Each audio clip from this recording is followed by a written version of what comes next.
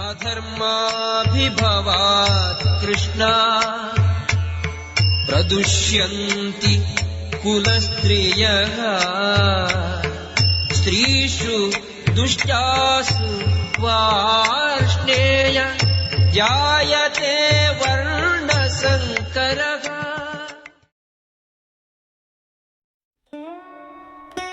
जब परिवार में अधर्म प्रबल हो जाता है ओ कृष्ण, तब परिवार की महिलाएं भ्रष्ट हो जाती हैं और महिला धर्म के पतन से अवांछनीय संतान का जन्म होता है।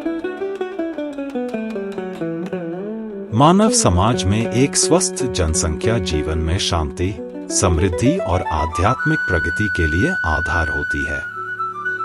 वर्णाश्रम धर्म के सिद्धांत इस प्रकार से अभिकल्प किए गए थे कि समाज में एक नैतिक जनसंख्या का अस्तित्व हो जो राज्य और समुदाय की सामान्य आध्यात्मिक उन्नति में योगदान करे। ऐसी जनसंख्या निर्भर करती है महिलाओं की पवित्रता और विश्वास पर। जैसे बच्चे बहुत जल्दी भ्रमित हो सकते हैं, वैसे ही महिलाएं भी नैतिक पतन की ओर प्रवृत्त हो सकती हैं। इसलिए दोनों को परिवार के वृद्ध सदस्यों द्वारा सुरक्षा और मार्गदर्शन की आवश्यकता होती है। विभिन्न धार्मिक गतिविधियों में भाग लेकर महिलाएं व्यभिचार से बच सकती हैं। परिवार की धार्मिक परंपराओं में उन्हें हमेशा संलग्न रखना चाहिए ताकि उनकी पवित्रता और भक्ति एक अच्छे और योग्य जनसंख्या का निर्माण कर सके जो वर्णाश्रम प्रणाली में भाग ले सके। जब वर्णाश्रम धर्म के सिद्धांतों का पालन नहीं होता तो महिलाएं स्वतंत्र रूप से पुरुषों के साथ मिलकर व्यभिचार करती हैं, जिससे अनचाहे बच्चों का जन्म होता है। नासमझ पुरुष भी समाज में व्यभिचार को बढ़ावा देते हैं, जिसके परिणामस्वरूप अनचाहे बच्चे जन्म लेते हैं, जो युद्ध और महामारी जैसी बड़ी समस्याओं का कारण बन सकते हैं।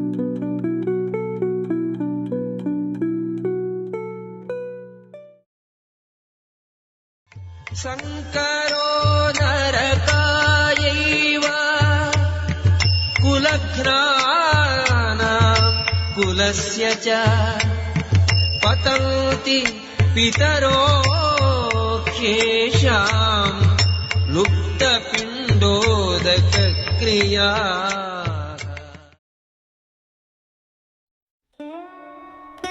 जब अवांछित जनसंख्या का वृद्धि होती है तो यह परिवार और उन लोगों के लिए नरक जैसी स्थिति उत्पन्न करती है जो परिवार की परंपराओं को नष्ट करते हैं। ऐसे भ्रष्ट परिवारों में पूर्वजों को भोजन और जल का अर्पण नहीं किया जाता है। कर्मकांडीय क्रियाओं के अनुसार परिवार के पूर्वजों को समय समय पर भोजन और जल अर्पित करना आवश्यक होता है। यह अर्पण विष्णु की पूजा के माध्यम से किया जाता है, क्योंकि विष्णु को अर्पित भोजन के अवशेषों को खाने से सभी प्रकार के पापों से मुक्ति मिलती है। कभी कभी पूर्वज विभिन्न प्रकार के पापों के परिणामस्वरूप शोक भोग रहे होते हैं और कुछ तो भौतिक शरीर प्राप्त करने में भी असमर्थ रहते हैं और सूक्ष्म रूप में भूत के रूप में रहते हैं। जब वंशज अपने पूर्वजों को प्रसाद के अवशेष अर्पित करते हैं तो वे भूतिया या अन्य दुखद अवस्थाओं से मुक्त हो जाते हैं। पूर्वजों को यह सहायता देना एक पारिवारिक परंपरा है और जो लोग भक्ति में संलग्न नहीं होते उन्हें ऐसी क्रियाएं करनी होती हैं। लेकिन जो व्यक्ति भक्ति जीवन में संलग्न होता है उसे ऐसी क्रियाओं की आवश्यकता नहीं होती।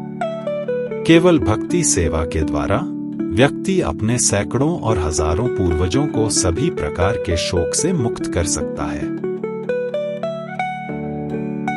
भागवतम में कहा गया है, जो व्यक्ति मुकुंद मोक्ष के दाता के कमल पंखों की शरण में जाता है, सभी प्रकार के कर्तव्यों को छोड़कर और समर्पण के साथ मार्ग पर चलता है, वह देवताओं, ऋषियों, सभी प्राणियों, परिवारजनों, मानवता या पूर्वजों के प्रति कोई कर्तव्य या जिम्मेदारी नहीं रखता। भक्ति विधान के द्वारा सर्वोच्च पुरुष परमात्मा की सेवा करने से ये सभी कर्तव्य स्वचालित रूप से पूरे हो जाते हैं।